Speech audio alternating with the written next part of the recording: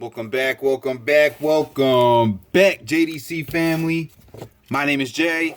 This is my Diecast Creations channel, and today we got a box in from the one and only Chuck, Flying Valiant, Diecast Media Network, right?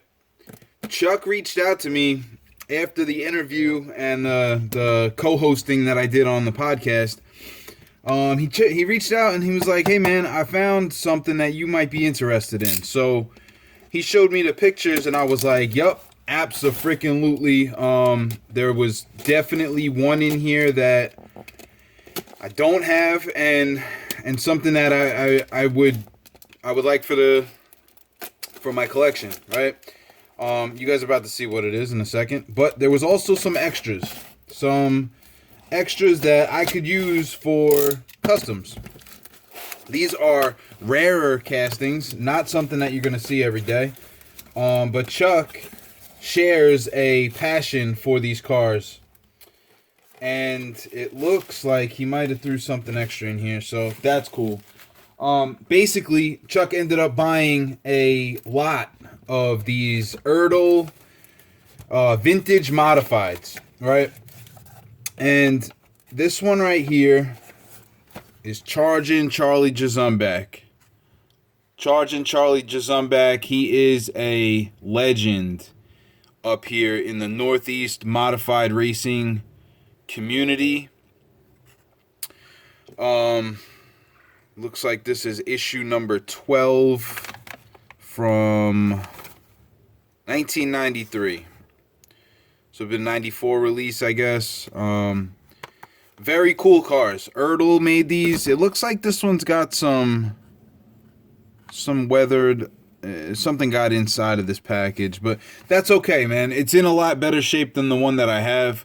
And when he showed me the lot, there was two cars that I had to have. I had to get my hands on. I actually reached out to Bob Finan, which Bob is the announcer and the historian at Riverhead Raceway where I grew up. And he told me that all the other ones were from out of state, and these were just cars that had no relation to Riverhead Raceway, which is what I needed to know. But there was one in there that I absolutely had to have because I don't have this car. And he's another legend from my track. It's Richie Evans. Richie Evans is one of the all-time legends up here in the Northeast. Anybody that knows anything about modified racing knows who Richie Evans is. I did not have this car. So this is a great addition. This is a great addition to the collection, and that will stay in this collection forever, as long as I have my collection, right? Let me get this box out of the way. And it sounds like Amanda's on the phone, so hold on a second.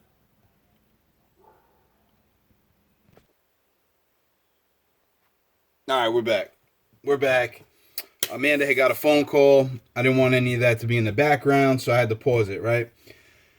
Basically, you guys already know, we got Chargin' Charlie Jazumbek and we got Richie Evans in the house. I do have this number 1, but it's really faded, like it was sitting out in the sun. So, very cool. Very cool. And then Chuck was like, "Do you have any interest in the rest of these?" And I was like, "You know what? I could always use them for customs, right?" So, he asked me if there were certain ones that I wanted. I told him, "Don't worry about it. Just send me whatever you want, and we'll work out the difference." This is kind of funny, though, because I didn't ask for this, but he sent me the number 29, which is Ernie Gahan. I don't know who this guy is, but my number is 29, you know? So I'll probably end up leaving this one the way that it is. And maybe I'll take it apart and paint the base or something to make it a little cooler. But that's that, right? So that one will probably stay that way. And then he sent a few more. Ted Harefield. Not sure who this is either, but it's got a black base. It's got a white body. I don't know what I'm going to actually do with these cars yet. And this is cool. It's got a shamrock back there, guys. So I guess this guy was Irish. So happy St. Patrick's Day. I know it's a day late, but day late and $1 short. There's that one. And then there's this Carl Bugsy Stevens, number 15, Rhode Island. A lot of these guys probably raced up in Connecticut, Stafford and Waterford, Thompson. I'm not really from there. You know, Long Island's very close to Connecticut, but it costs a lot of money to go across the ferry.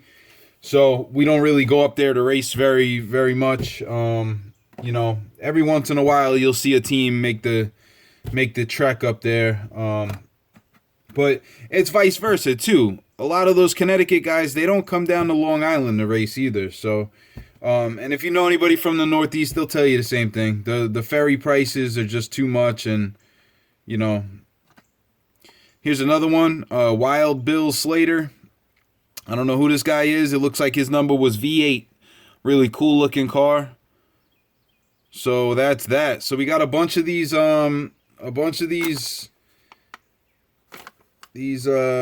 are they? I probably should know what these cars are, right? Oh, and it tells about the drivers on the back. That's pretty cool. So if you guys are interested, you could take a screenshot. Boom. There's Bill Slater. All right. This is Bugsy Stevens. You could screenshot that and read up on him. It's from Massachusetts. Seekonk. Okay, yep, that's another one up there. Ted Harefield. Oh, where's this guy from? Southside Speedway. Not sure. I'll read up on him later. Probably should have. Dover, New Hampshire. Dover, New Hampshire. So it's a Dover that I'm not familiar with. We used to go to Dover, Delaware every year. That was a cool thing. We go see the go see the NASCAR race, right? This guy's from San Antonio, Texas. I didn't even know they were racing modifieds down there. So there's that. And then if you want some background on Charlie, there you go. Freeport Speedway, which has since, you know, been destroyed and shut down. And there you go. There's Richie Evans, right? All these cars were 10,000 produced. Yep, and then he changed to a Pinto later. And I'm not sure if Ertl made that or not. One of the most successful drivers in modified racing history. That's right. And that's Richie Evans, right? So that's awesome. Thank you so much, Chuck. And I talked to Chuck. I offered to send him some money for this stuff. And he said he would rather me make him a custom. So I'm going to work on one of those for him. And then on top of that, I've been looking for some of these to work on. Chuck sent me 2 open modified castings. Now, these are they're not vintage mods. Some could be considered vintage now, right? But they're past this era. They're past the vintage era with the bubble coupes and the Pintos and stuff like that. These got into, you know, tin bodies, right? They started making aluminum bodies, and it took on a different shape. So very, very cool of him to send me these, because I think I only have one of these open, one of these actually in my collection at all. The number 12 orange. And it's kind of funny because this was the same colors that a local at my track ran, Dan Giovanelli. And my mom's favorite color was orange. You guys know that. So as a kid, we ended up going and meeting this guy, and he became one of our favorite drivers. We became family with his crew and everything. And every Saturday night, we would go back after the races and go hang out with them. And, you know, I just have so many memories of this car doing well at the track and always rooting for him. And I actually have a picture somewhere, I'll find it, of me sleeping on the race car trailer after they had loaded up and everything for the night. So very cool. It wasn't actually modeled after his car. It just so happened to be the same colors. So maybe somebody at Matchbox had saw a picture of the car and said, we're going to do something like that. I don't know. But that's cool, man. So now I have one of these to work on, and this one is actually in rougher shape, which is really cool because it makes me not feel so bad about taking it apart and doing what I want to do with it. This one's banged up bad. So this this has potential to end up as a Gaslands Modified, which would be super cool. And it would really bring all of my skills to the table. And my passion, right, for having a racing history, and my modeling being mostly towards the rusted, rugged Gaslands realm, where I got my start in this hobby. So thank you so much, Chuck. These were unexpected. I didn't appreciate that. I didn't expect you to send these out. These are the Matchbox Modified Racer. They're a 155 scale from 1997. 87, I'm sorry. Made in Macau, made in China. So these are two different versions of the Modified Racer, I guess. This one looks like it might be a color change, a color shifter or something. Not sure. Either way, super cool. Definitely super cool and very much appreciated, Chuck. Thank you for doing that. Thank you for sending out these other vintage mods. I'm going to do something with some of these. The other two are going to go up into the collection with the rest of my my stuff over there. So, awesome, awesome, awesome. Guys, if you haven't seen Chuck at Flying Valiant, go over there. His channel is no longer called Flying Valiant. It is the Diecast Media Network. He has launched a podcast and has really thrown everything he's got at it.